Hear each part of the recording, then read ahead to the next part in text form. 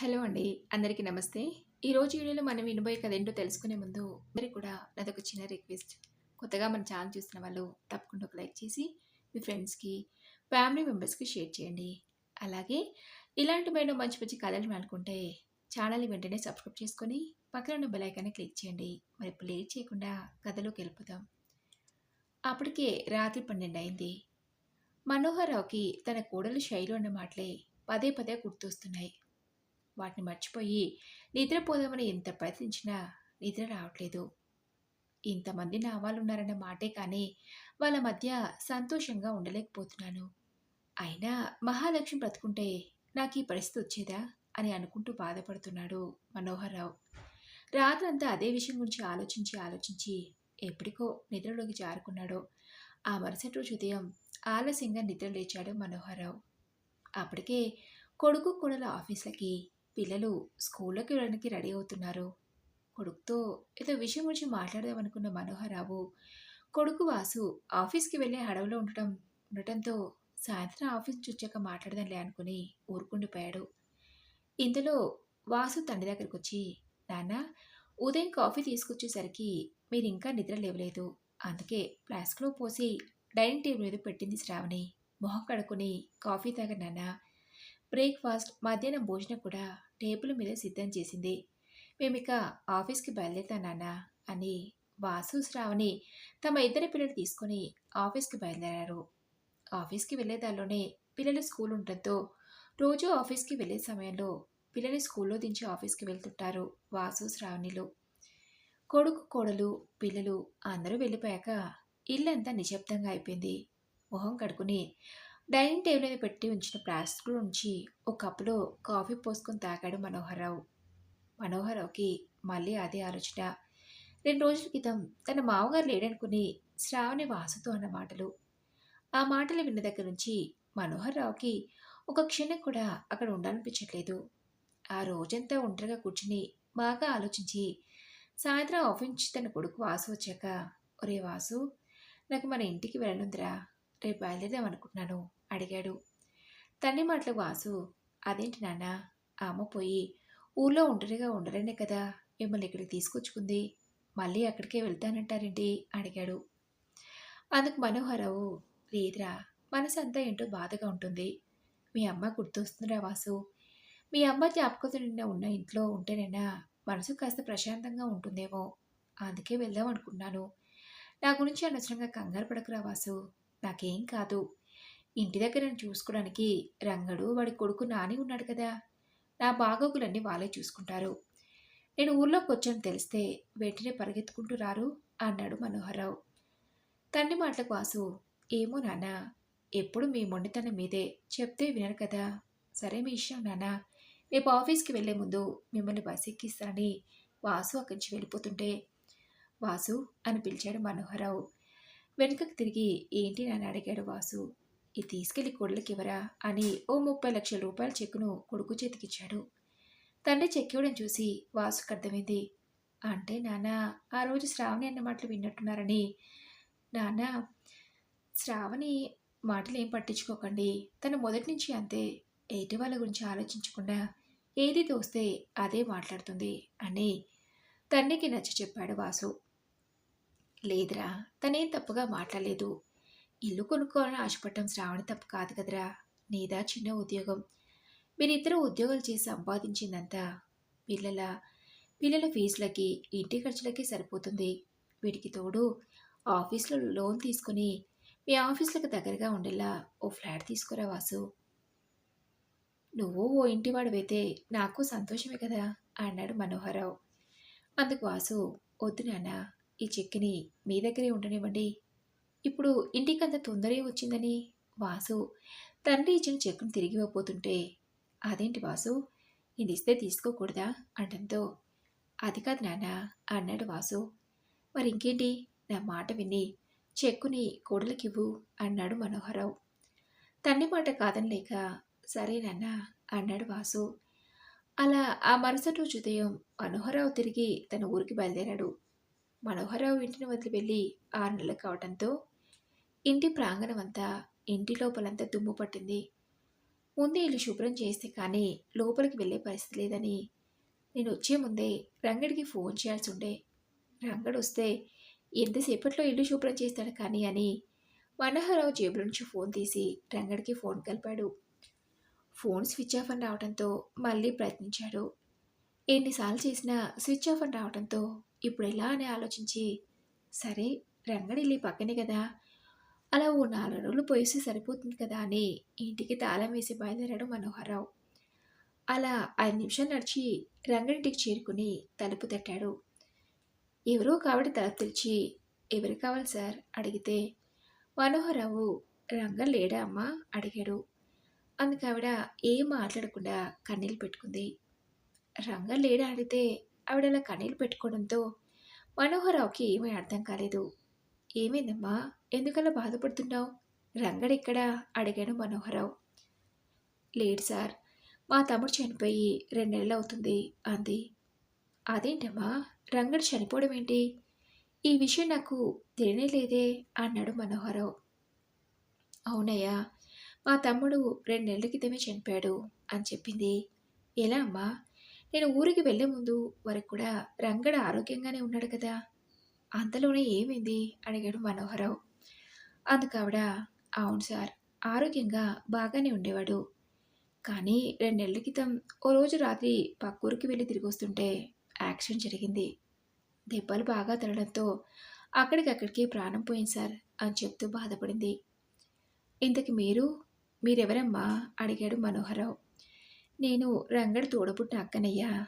వాడికి యాక్సిడెంట్ జరిగిందని మా నాన్నగారు ఫోన్ చేసి చెప్తే వెంటనే బయలుదేరొచ్చాను. అప్పటినుంచి ఇదిగో మా నాన్నగాడు వాడి తండ్రి కోసం బెంగ పెట్టుకున్నాడు. వాడిని ఇలా ఒంటరిగా వదిలి వెళ్ళలేక 2 నెలలుగా ఇక్కడే ఉంటున్నాడు సార్ అని చెప్పింది. అవును, నాని నాని ఎలా ఉన్నాడు అడిగాడు మనోహరరావు. అదే చెప్తున్నాను కదా సార్, తండ్రి పోయినప్పటి నుంచి బెంగతో మంచు పట్టాడు. ఏం చేయాలో అర్థం కావట్లేదు అని చెప్పింది ఆవిడ. ఒకసారి నేను నాన్ని చూడొచ్చా అడిగాడు మనోహరరావు. అయ్యో పిచ్చిదండి, అప్పటి నుంచి మిమ్మల్ని బయట నిల్చోబెట్టి మాట్లాడేస్తున్నాను, లోపలికి రండి సార్, ఇదిగో ఈ కుర్చీలో కూర్చోండి అని ఓ కుర్చీ వేసింది. తండ్రి మీద బెంగతో నాని కోలుకోలేకపోతున్న రంగడక్కడ చెప్పిన మాటలకి మనోహరరావుకి బాధేసింది. తండ్రితో నాని కూడా మనోహరరావు ఇంటికి పనిలోకొచ్చి మనోహరరావుకి సరదాగా కబుర్లు చెప్తుండేవాడు. బాబు నాని, నాని అని పిలిచాడు మనోహరరావు. నాని మెల్లగా కళ్ళు తెరిచి చూసి, అయ్యగారు మీరా, మా నాన్న చనిపోయాడు, నాకు ఇక ఎవరూ లేరు అని బాధపడ్డాడు నాని. వద్దు నాని, అలా బాధపడొద్దు, ఇదిగో నీకు మీ అత్తయ్య నేను అందరం ఉన్నా కదా, అలా ఆధైర్యపడద్దు, ఇలా ఇంకెన్ని రోజులని ఇలాగే ఉంటావు, నువ్వు మళ్ళీ స్కూల్కి వెళ్ళి బాగా చదువుకోవాలి అని చెప్పాడు మనోహరరావు. స్కూల్కి ఎక్కాడు సార్, తండ్రి పోయిన దగ్గర నుంచి ఇదిగో ఇలానే ఉంటున్నాడు. పోనీ మా ఇంటికి తీసుకెళ్దామంటే నాది అంతంత మాత్రం సంసారమే అయ్యా, నాకు 3 పిల్లలు, వాళ్ళ పెంచి పోషించడం ఎక్కువ, అందుకే నాన్న ఎక్కడైనా హాస్టల్లో జాయిన్ చేద్దాం అనుకుంటున్నాను అంది నాని మేనత్త. ఆ మాటలకి మనోహరరావుకి బాధ అనిపించింది. తల్లి చిన్నప్పుడు పోయింది, ఇప్పుడు తండ్రి కూడా లేడు, ఎవరూ లేని వాళ్ళ హాస్టల్లో ఎలా ఉంటాడో. నా భార్య మహాలక్ష్మి పోయినా రంగన్ నాకు కొండంత అండగా ఉంటనే ధైర్యంతో వచ్చాను. కానీ ఇలా జరుగుతుందని కలలో కూడా ఊహించలేదు. ఇంతకాలం నా కోసం పనిచేసిన రంగడి కొడుకును అలా ఎలా వదిలేను, వాడిని పెంచే స్తోమత లేదనే కదా నాని నానిని నాని వాళ్ళ మేనత్త వాడి బాధ్యత తీసుకోవట్లేదు. నా దగ్గర డబ్బుంది, పైగా ఒంటరి వాణ్ణి, నానిని నా దగ్గరే ఉంచుకొని చదువు చెప్పిస్తే కనీసం వాడికి మంచి భవిష్యత్తునైనా ఇచ్చిన వాడిని అవుతాను కదా అని మనోహరరావు నాని వాళ్ళ మేనత్తని అడిగాడు. మీకు అభ్యంతరం లేకపోతే నానే బాధ్యత నేను తీసుకుంటాను. దాదాపు రంగడు మా ఇంట్లో 30 ఏళ్ళు పనిచేశాడు. 6 నెలల క్రితం నా భార్య పోతే ఒక్కరిని ఉండలేనని నా కొడుకు వాడితో పాటు తన ఊరికి తీసుకెళ్లాడు. 6 నెలలు అక్కడే ఉండి ఇక అక్కడ ఉండలేక రంగడు సహాయంగా ఉంటాడన్న ధైర్యంతో తిరిగి ఊరికొచ్చేశాను. అందుకని ఇక మీదట నానే బాధ్యత నేనే తీసుకుంటాను అన్నాడు మనోహరరావు. మనోహరరావు చెప్పిన దానికి, అయ్యో మీకెందుకయ్యా అంత శ్రమ, నాన్నని ఏదైనా గవర్నమెంట్ హాస్పిటల్లో చేర్పిస్తే వాడి చదువు వాడు చదువుకుంటాడు అంది. అందుకు మనోహరరావు, మా ఇంట్లో ఇంతకాలంగా పనిచేసిన రంగడి కోసం నేను ఏమాత్రం చేయలేనా?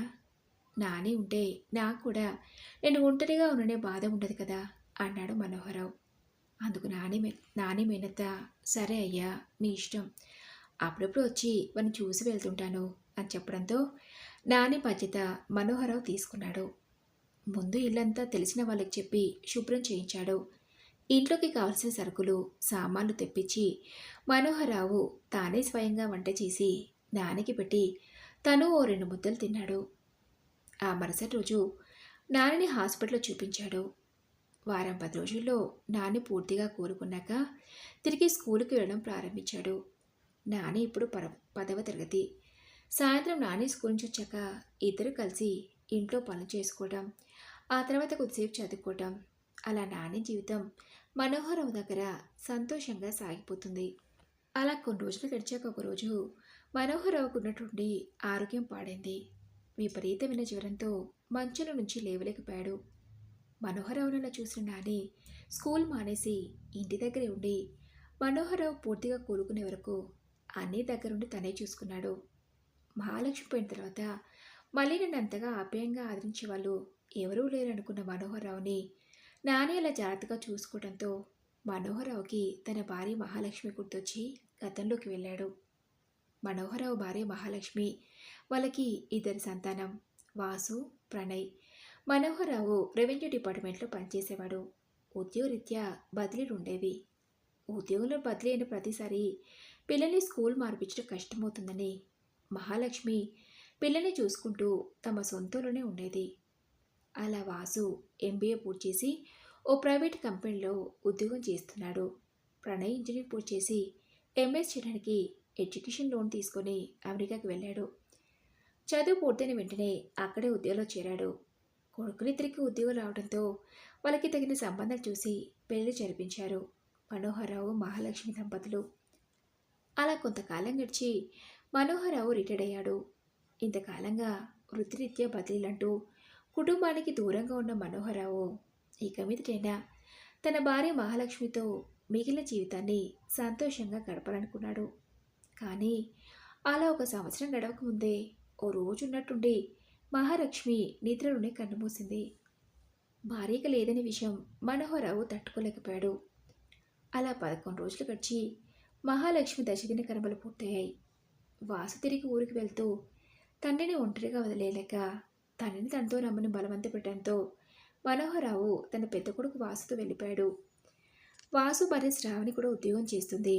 కొడుకు కూడా ఆఫీసులకు వెళ్ళి పిల్లలు స్కూళ్ళకు వెళ్ళడంతో మనోహరరావుకి కొడుకింట్లో కూడా ఒంటరితనం తప్పలేదు.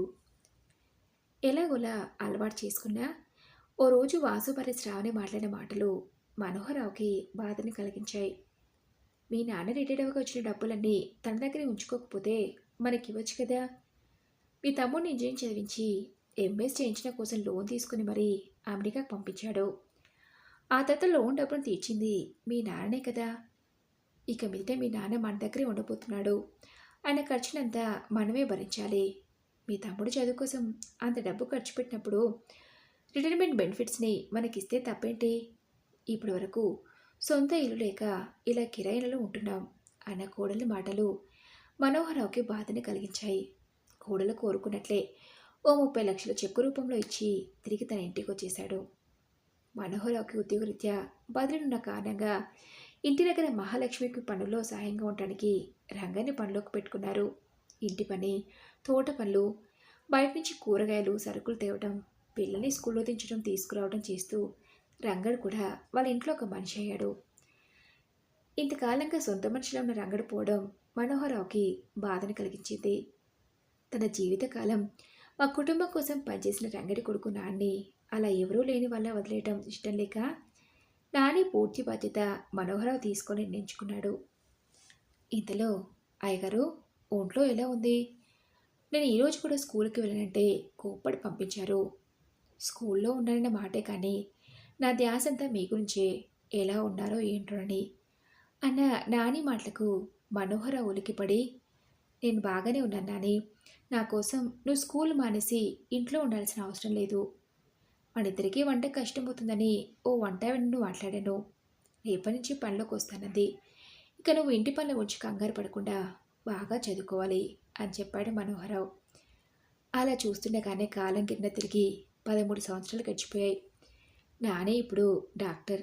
అదే ఊళ్ళో సొంతంగా ఓ క్లినిక్ పెట్టుకొని మనోహరరావుని చూసుకుంటూ అదే ఊళ్ళో ఉంటున్నాడు. చిన్నప్పటి నుంచి నానికి డాక్టర్ని కావాలనే పట్టుదలనే ఈరోజు నాన్నని ఈ స్థాయికి చేర్చింది. కాలేజీ రోజుల్లోనే నానికి చదువు మీద ఉన్న ఇష్టాన్ని పట్టుదలను చూసి మనోహరరావు తన వంతు సహాయాన్ని అందించాడు. అలా నానిది ఎంబీబీఎస్ పూర్తయ్యాక ఓ మంచి సంబంధం చూసి తానే పెళ్లి జరిపించాడు మనోహరరావు. తను ఇంతకాలంగా ఉంటున్న ఊళ్ళోనే సొంతంగా ఓ క్లినిక్ తెరిచి డాక్టర్గా సేవలందిస్తూ మరోవైపు మనోహరరావుని కన్నతండ్రిలా చూసుకుంటున్నాడు నాని. మరి ఇదండి రోజు కథ. ఈ కథపై మీ విలువైన అభిప్రాయాల్ని నాతో కామెంట్ బాక్స్లో షేర్ చేసుకోండి. అలాగే ఈ కథ మీకు నచ్చింది అనుకుంటున్నాను. నచ్చితే తప్పకుండా ఒక లైక్ చేసి మీ ఫ్రెండ్స్కి, ఫ్యామిలీ మెంబర్స్కి షేర్ చేయండి. అలాగే ఇలాంటివైనా మంచి మంచి కథలు మీరు అనుకుంటే ఛానల్ని వెంటనే సబ్స్క్రైబ్ చేసుకొని పక్కన ఉన్న బెల్ ఐకాన్ని క్లిక్ చేయండి. నెక్స్ట్ వీడియోలో మరొక మంచి కథతో కలుసుకుందాం.